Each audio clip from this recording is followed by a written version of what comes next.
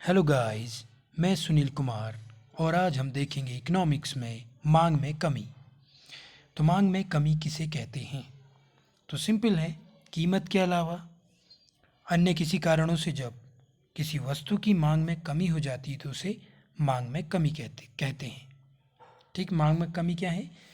कीमत के अतिरिक्त कोई भी अन्य कारण हो जिससे मांग कम हो जा रही है। किसी वस्तु की मांग में कमी हो जा रही है तो मांग में कमी कहलाएगी। होने को मांग में कमी मांग के नियम के अनुसार कैसे होगी?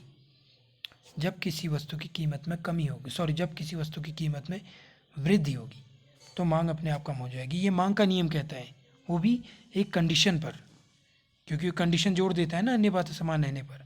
लेकिन यहाँ पर क्या है, मांग में कमी में क्या है, कीमत के अलावा किन्हीं अन्य कारणों से जब किसी वस्तु की मांग कम हो जाती है तो वह मांग में कमी कहलाती है। अब है इसका अगला, इसको ग्राफ में दिखाते हैं। देखिए, स्टार्टिंग का प्रारंभिक मांग वक्र जो है वो डी है, आप देख सकते हैं इसको। तो डी जो है हमारा प्रारंभिक है, कीमत हमारी पी है, तब मांग क्यू थी।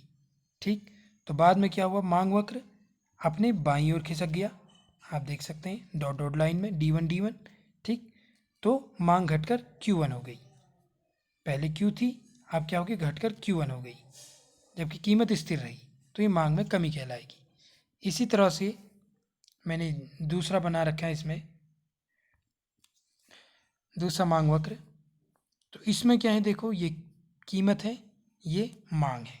तो प्रारंभिक मांग वक्र क्या है हमारा, डी है, देख सकते हैं आप इसको।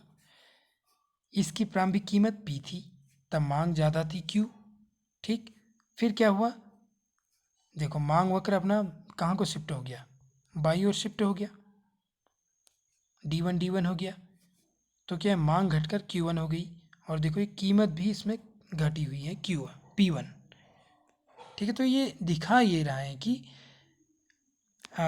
कीमत के अलावा अन्य कारणों से मांग घट रही है। जबकि होता ये है कि अगर किसी वस्तु की कीमत घट जाती है सामान्य कंडीशन में तो मांग बढ़ जाती है, और यहाँ पर क्या है, कीमत ऑलरेडी घटी हुई है, देखो तो भी मांग क्या है, घट गई, Q1 हो गई।